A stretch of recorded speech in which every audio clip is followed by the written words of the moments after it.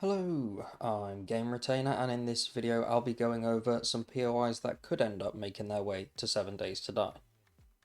Before we jump in, I do just want to throw out a little disclaimer. The POIs featured in this video may or may not be coming to the game in the future. The level and prefab editor is where all of these POIs can be found.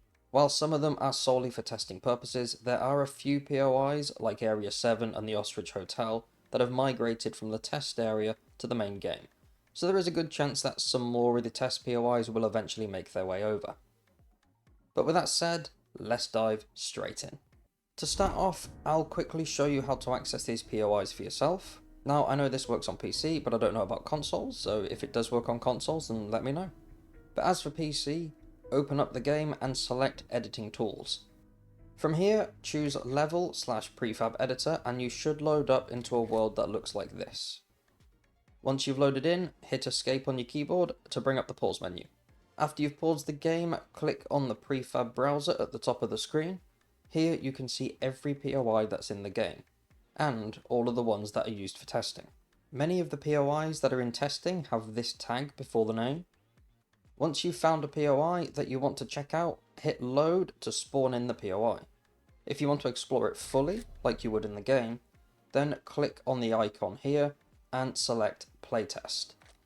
Once you've done that, you can explore the POI as if it was in a regular world. I'd like to thank LeCharbon for showing me this. He's also the one who did the digging around to find the POIs that could potentially come to the game, so thank you very much for that. Now let's take a look at the first one. Kicking things off, we have a really impressive yacht. Now, there's nothing quite like this in the game. In fact, there are very few water-based POIs, so it would be really nice to see another one make its way over. Unfortunately, the way that water works, or doesn't work in this case, if you bring this over to a regular map, then the bottom levels are kind of flooded, which is less than ideal. But as you can see, every floor is fully decked out and ready to go, minus the zombies. There is a pretty impressive cabin here where presumably the captain of the ship would be. Making your way through each of the levels, you'll see that everything is in place and it looks really, really nice. I think if this one does eventually come to the game, then it would be a tier 4 POI, because if you make your way to the bottom and the back of the ship, then there's tier 4 loot waiting. As a whole, it's a really impressive POI, and it will be interesting to see how this would hold up during Horde Nights. I can see myself using this as a base because, well, it's a yacht. And what more could you want in an apocalypse? Moving on, we have a lot of structures here, but unsurprisingly, I'm going to be focusing on the really big one. The one up front, I could be wrong, but this seems like it might be a model for some of the parking structures, maybe? But that's just a guess. As for the rest of the buildings, they're all relatively similar. They're all completely empty on the inside, so I'm not sure what the plan is for these, or even if there is one. But the one I really do hope comes over is this. This, I believe, would be the tallest structure in the game. And as you can see, it is pretty huge. Now, all of the levels are completely hollow. There's literally nothing interesting inside the building, which is a shame. Even the elevator shafts are just completely bare.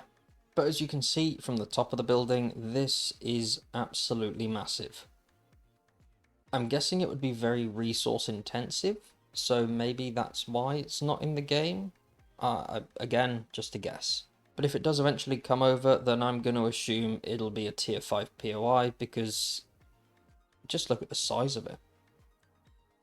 Just to get a grasp of the size of this one, this is the stairwell, and it feels like it goes on forever. If this does ever come over to the game, then it would take several days to clear, because, again, it's just huge. While the other buildings are pretty cool, it's hard to compete with this. Moving on, we have a utility waterworks type place. This is a tier 1 POI, and it's pretty ready to go, although I do understand why it's not in the game, at least at the moment anyway. If you make your way inside, you'll see that there is a lot of water, and coincidentally, the main loot for this one can be found at the bottom, behind these locked doors. To open up the doors, you need to make your way through the facility and press a couple of buttons. Once you've activated the first button, some pumps will come on. Then you make your way up to the control room and press another button. And what that does do is it starts to drain the water. Now, it does take a little while for it to start draining, but unfortunately, as you can see, the way that the game works with water, as I mentioned with the Yacht one, it's a little bit hit and miss, so it doesn't look great. So maybe that's why it's not in the game yet.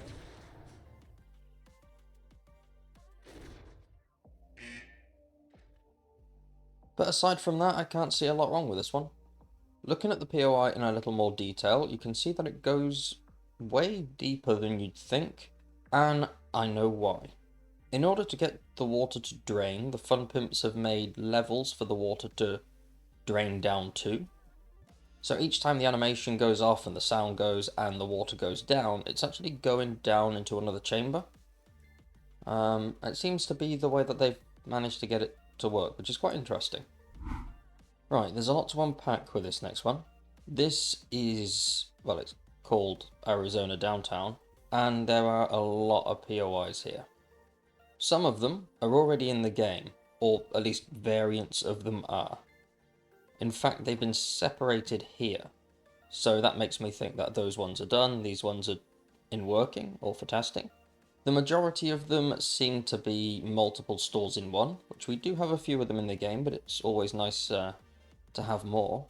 This one in particular I really do like because you have the apartment upstairs, and while it is completely bare, it would be a nice one to have in the game if it was ever finished, because it's nice to have a base with a view. I do also want to talk about this bank building. While it is only the front of the building that is there, the rest of it is, it doesn't even have walls. I vaguely remember something like this. Whether there is a building similar or there was a long time ago, this feels oddly familiar. Speaking of familiarity, this one does also ring a bell. So maybe there are similar ones to this one in the game. Unlike all the other buildings, this one does have some furnishings in it, but as you can see, it's not finished. Overall, it's a nice selection of POIs, and even if just one or two of them could come to the game, that would be great. Up next, we have Downtown Filler 29. Now, there is already a POI called Downtown Filler 29 in the game, so I'm not sure why it has the same name, because this one looks completely different. I will show the one that is in the game in a second. But let's have a look at this one first. There's a greenhouse on the roof, which is pretty cool, and the roof is just about big enough for a player to have a little rooftop base. As for the interior, it's split into two buildings. You have this one at the back, which, although empty, looks like it could have been some kind of store, possibly. And then on the other side, you have an apartment complex. Most of it's empty, that is with the exception of the bathrooms, and a couple of kitchens. While the roof makes for a pretty good solo base, if you're playing with friends, then this building is big enough so everybody can have their own little area where they can build. The POI of the same file name that we have in the game is Stock Shark Offices, and as you can see, it looks hugely different to the one I just showed. Unlike the one in the test files, this one has a lot of big windows, and windows aren't great at keeping zombies out. Finishing off the list, we have Commercial Site 1. This is pretty perfect for a base. As you can see, the roof is nice and flat, and it's not too high either, so if you fall off, you're not going to break your leg, which is pretty good. There's not much inside the POI aside from a few produce boxes, so there's something there. There's also a few desks, but that's kind of it really. But as I said, the main feature of this one is the roof. To my knowledge, there isn't anything quite like this one in terms of just how flat and ready the roof is for building. So I would love to see this one in the game, because I think if you put a few stairs down the front and a couple of hatches down and some scaffolding bars, you could make a really good horde base on this one. So thank you very much for watching. I hope you found this video interesting. I'd like to thank Le Charbon again for showing me these, and there are a few more that I didn't mention, so if you'd like to see another video like this, then let me know in the comment section. One last thing before I go, I do have a Discord and I'll put the link below. On there's going to be polls and stuff for people to vote on what kind of videos and content I make, so if you want to join that, then feel free. Once again, thank you for watching, and hopefully I'll catch you in the next one.